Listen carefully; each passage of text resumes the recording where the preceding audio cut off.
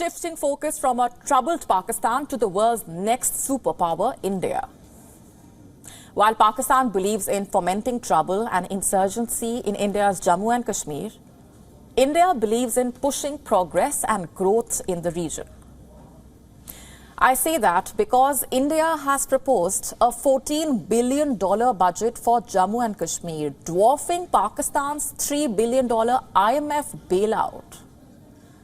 And this basically underlines India's financial dedication to Jammu and Kashmir's growth and stability. You see, Pakistan loves its bluster as far as Kashmir is concerned. They are obsessed with this Indian part, but they are no friends of Kashmir. Facts on the ground will tell you that.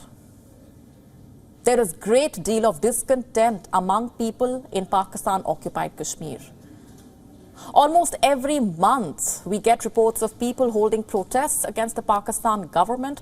The conditions are not good, to say the least.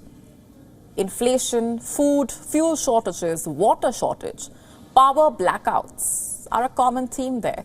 Pakistan has been exploiting the natural resources of the region. They have given all sorts of problems to the locals there. But on the other side, the story is quite different. In sharp contrast to the economic hardships in Pakistan, which has sought a $3 billion bailout from the International Monetary Fund, India has announced the interim budget of $14 billion for Jammu and Kashmir. The proposed budget amounts to rupees 1.18 lakh crore. This is approximately $14.16 billion. It significantly surpasses the financial assistance provided to Pakistan by the IMF. India's budget proposal was unveiled on a day Pakistan marks the so-called Kashmir Solidarity Day. The Indian budget allocated to Jammu and Kashmir demonstrates India's intention basically to address both short-term fiscal needs as well as long-term developmental goals in Jammu and Kashmir. India's budget puts the emphasis on key sectors like agriculture, rural development, tourism, healthcare, education, as well as cultural preservation. And what's more, substantial investments are also aimed at fostering sustainable growth and development. While proposing the budget, the Indian Finance Minister Nirmala Sitharaman said, and I'm quoting, "The Union Territory of Jammu and Kashmir is marching rapidly ahead on the path of socio-economic development since the transformative reforms of August 2019.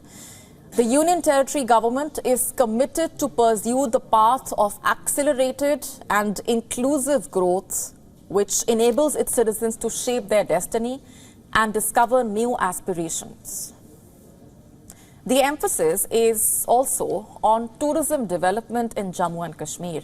Efforts will be made to enhance the infrastructure as well as essential facilities in 20 lesser-known tourist spots.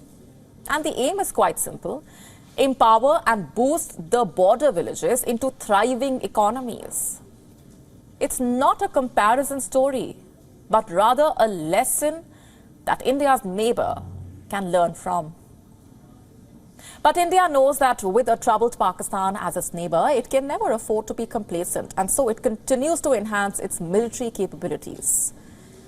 And in the latest, India is going to be putting more eyes in the sky. Airborne radars called Airborne Early Warning and Control System. It will basically help India counter air surveillance advancements of Pakistan and China. And reports say that India is actively advancing its development and induction. India, in fact, is gunning for 12 more of these to add to its arsenal. The aim is basically to enhance surveillance and detection along the borders with China and Pakistan, but it will also assist in guiding friendly aircraft during air engagements with enemy jets. India's Defence Research and Development Organization, DRDO, and the Indian Air Force are jointly focused on developing 6 Mark 1A and 6 Mark II versions of the Netra AEW&C aircraft. These aircraft will feature advanced active electronically scanned array antenna-based radars, as well as sophisticated electronic and signal intelligence systems. It will reportedly cost around 9,000 crore rupees. The delivery of the first such AEW&C Mark II aircraft is expected in 2026 to 27. And here's why these are crucial for India.